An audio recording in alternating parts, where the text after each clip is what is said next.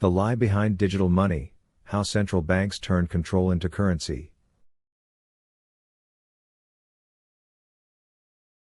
One. Understanding CBDCs. Central bank digital currencies, CBDCs for short, sound fancy, but they're really just programmable money issued by national banks. Think of them as digital cash with a leash. They can track time, and even restrict how you spend. The pitch is shiny: modernization, efficiency, inclusion, but behind the gloss sits a very old idea: control. Governments get an upgrade, and you lose autonomy. So what does that actually mean? It means every transaction could be monitored, limited, or reversed at the touch of a bureaucrat's button. The Western world, once the proud defender of free markets, now seems obsessed with surveillance economics. 87 countries are developing CBDCs, meaning over half of the world isn't. That's an important point: this is not inevitable. Some nations simply can't afford it, and others don't dare. In places where citizens still carry pitchforks instead of smartphones, leaders think twice before turning money into a tracking chip. Footnote: this section introduces CBDCs as programmable money tools used by central banks and highlights their potential for governmental control. 2. Fears and misconceptions. Critics imagine a dystopia where money expires, spending is restricted, and wrong purchases are blocked. Sound far-fetched? Maybe not. When politicians claim CBDCs will help the unbanked, that's code for "we want visibility." After all, in the U.S., only 4% of people are unbanked, and most by choice. The truth is, this isn't about inclusion, it's about supervision. Governments have long weaponized transparency under noble banners. FATCA laws, global tax-sharing systems, and financial anti-terrorism initiatives all claim to target criminals but ended up punishing ordinary savers. Banks overseas began rejecting Americans entirely because compliance became too costly. The moral? When the state hunts bad actors, it usually nets citizens. Footnote: this section explains how regulatory tools like CBDCs and FATCA disguise surveillance as financial inclusion. 3. Ensuring control. CBDCs let governments regulate spending under the illusion of protecting the economy. Inflation too high? No problem, your money simply won't buy non-essential items. Want to save for later? Sorry, your credits expire in 90 days. The system can nudge behavior faster than any tax policy. Now imagine that tied to health data, carbon footprints, or social scoring. Ate too many chips? Drank too much wine? Oops, your next medical reimbursement is under review. So what does that actually mean? It means a financial leash disguised as a wellness plan. Western nations, drowning in debt and aging populations, see this as fiscal survival. Control becomes compassion, and austerity becomes responsibility. Footnote: this section reveals how programmable currency enables behavioral control under economic and social pretexts. 4. Importance of diversification. Here's where things get practical.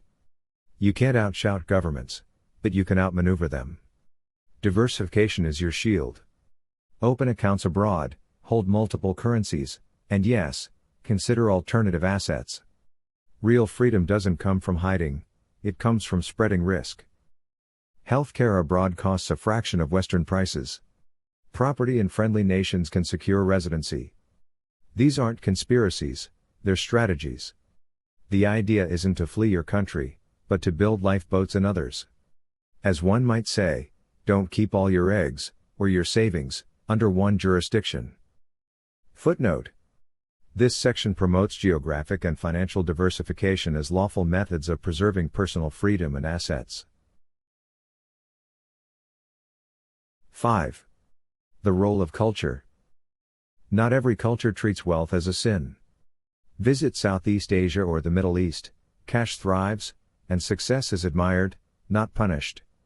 Compare that to Western societies where envy is marketed as virtue and equity is often just disguised mediocrity. In some countries, Governments trust citizens to manage themselves. Low taxes, minimal interference, and maximum privacy are not fairy tales, they exist. Culture shapes policy, and culture can preserve freedom. So what does that actually mean? It means escaping the nanny state mindset may require physically leaving the nanny. Footnote.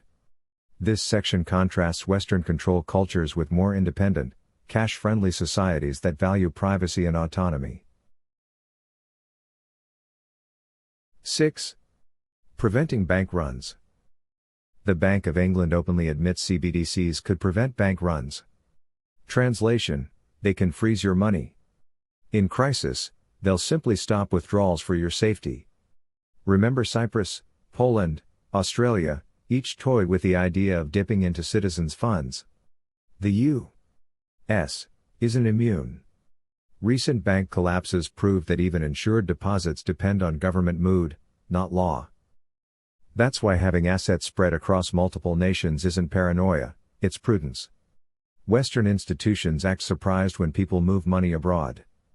But what did they expect? Trust, once broken, doesn't rebuild, it relocates. Footnote. This section outlines how CBDCs could enable governments to freeze accounts under the guise of preventing financial crises. 7. Finding secure crypto environments. Cryptocurrency seemed like the escape hatch, until regulators started tightening it. In the U.S., crypto is treated like a threat. In smaller, agile countries, it's treated like innovation. When giants fear loss of control, they regulate innovation out of existence. Smaller economies, eager to attract capital, do the opposite. So what does that actually mean? It means your digital assets should live where they're respected, not tolerated.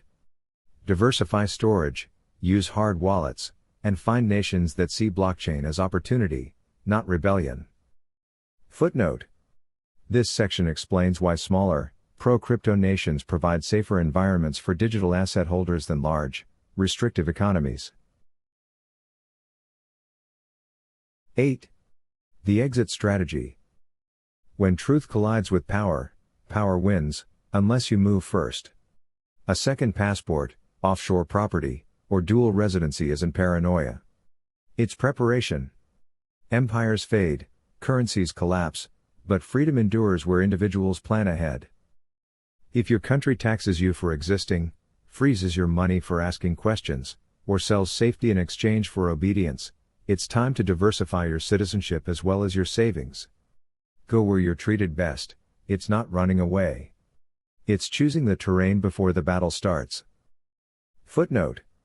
This section concludes by urging legal, preemptive relocation or asset diversification to preserve independence during systemic decline.